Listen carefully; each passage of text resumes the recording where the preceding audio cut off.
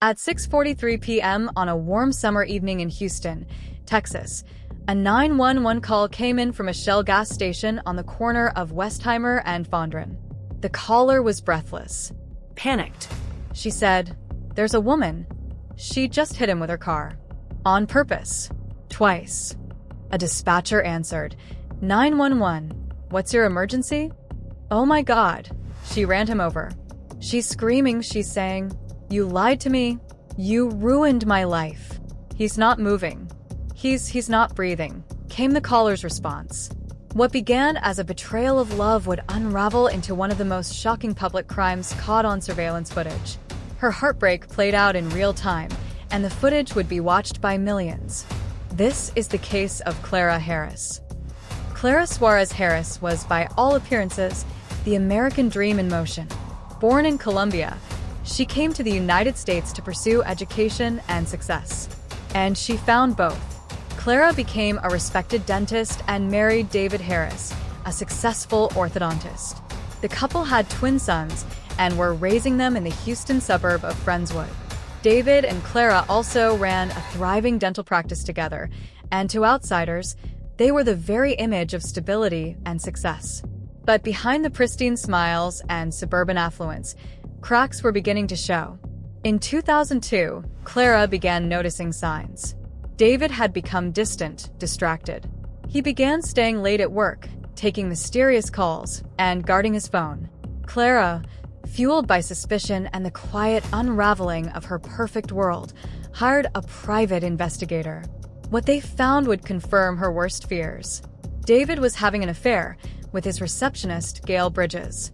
On July 24th, Clara discovered David had booked a room at the Nassau Bay Hilton, the same hotel where they had once celebrated their wedding anniversary.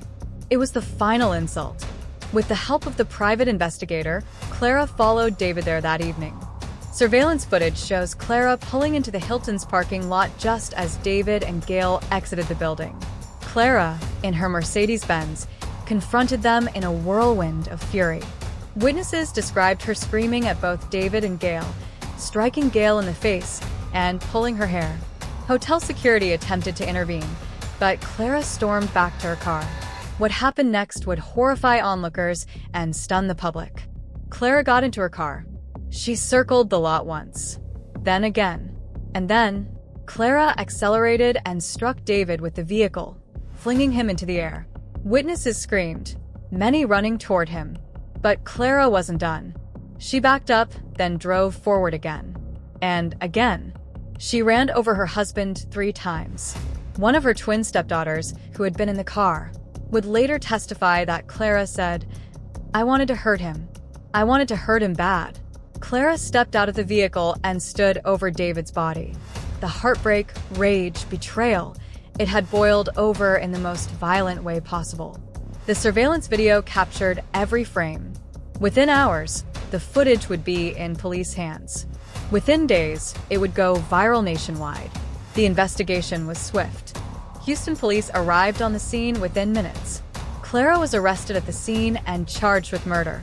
The private investigators Clara had hired, the ones who had followed David, were also at the hotel. Ironically, they became key witnesses. They had recorded the entire confrontation from the parking lot. Detectives recovered footage from Hilton's security cameras, witnessed cell phone videos, and interviews from stunned bystanders. The evidence was overwhelming. But Clara's defense team painted a different picture.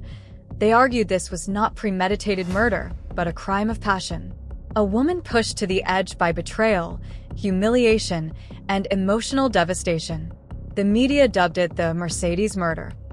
Clara's defense leaned heavily on her previously clean record, her professional reputation, and her emotional state. The prosecution, however, emphasized the violence, the repeated hits, and the fact that Clara had enough time to stop, yet chose not to. Testimonies from witnesses, including her own stepdaughter, cut deep. The jury was shown the surveillance footage, the photos, and heard the chilling 911 calls. On February 14, 2003, Valentine's Day, Clara Harris was convicted of murder. She was sentenced to 20 years in prison and fined $10,000. The date was a chilling echo of what love gone wrong can look like. Clara served 15 years and was released on parole in 2018. She returned to a quiet life, away from the media storm that once engulfed her.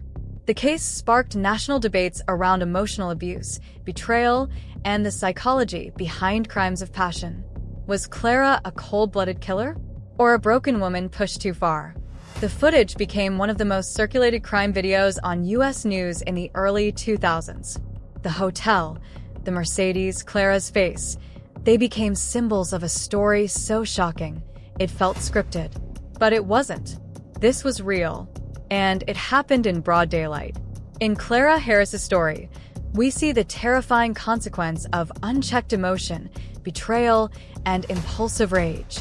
A successful woman, a respected professional, brought to her knees by heartbreak and pushed to a breaking point that would end one life and forever alter her own. The most haunting part? It wasn't hidden. It wasn't subtle. It was all caught on camera.